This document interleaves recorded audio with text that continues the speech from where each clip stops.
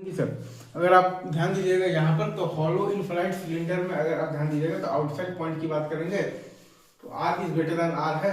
ठीक है, तो अपन लगा देंगे गॉस लॉ, तो E into two pi R L बराबर है sigma E into two pi R L by epsilon naught.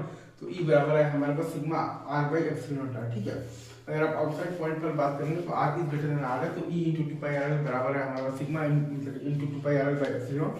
तो ई बराबर है हमारे पास sigma R by epsilon naught. ठीक है, हमने लगाया सिंपल सा गॉस लॉ ही है, integral of basically E vector dot ds vector over the closed Gaussian surface बराबर है हमारे पास q इनटू बाय एप्सिलॉन।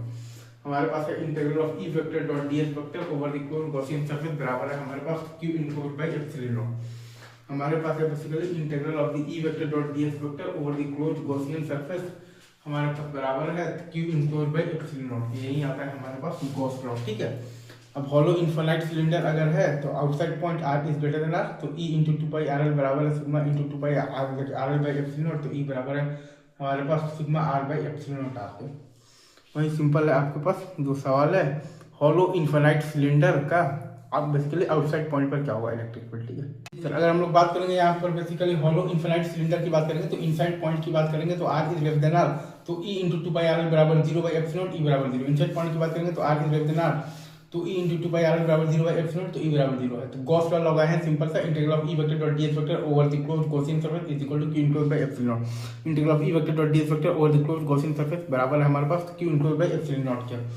तो अगर इनसाइड पॉइंट की बात करेंगे r is less than r, तो E into two pi R L बराबर जीरो बाई एप्सिलॉन, ई बराबर जीरो। अगर इनसाइड पॉइंट की बात करेंगे r is less than r, तो E into two pi R L बराबर जीरो बाई एप्सिलॉन, तो ई बराबर है जीरो। ठीक है जी सर, अगर आप ध्यान दीजिएगा यहाँ पर तो हॉलो इनफाइनाइट सिलेंडर में अगर आप ध्यान दीजिएगा तो आउटसाइड पॉइंट की बात करेंगे तो R is greater than R है।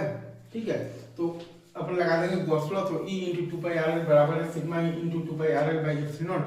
तो ई बराबर है हमारे पास sigma R by epsilon naught. ठीक है, अगर आप आउटसाइड पॉइंट पर बात करेंगे तो R is greater than R है, तो E into two pi R L बराबर है हमारे पास sigma into two pi R L by epsilon.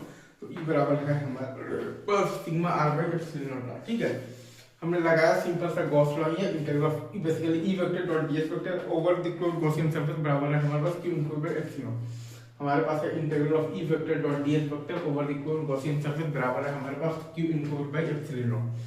हमारे पास है basically integral of the E vector dot ds vector over the closed Gaussian surface हमारे पास बराबर है q इनटू बाय एप्सिलॉन। यही आता है हमारे पास गॉस लॉ। ठीक है, अब हॉलो इनफाइनाइट सिलेंडर अगर है तो outside point R is greater than R, तो E into two pi R L बराबर है sigma into two pi R L by epsilon naught. तो ई बराबर है हमारे पास sigma R by epsilon naught आते हैं।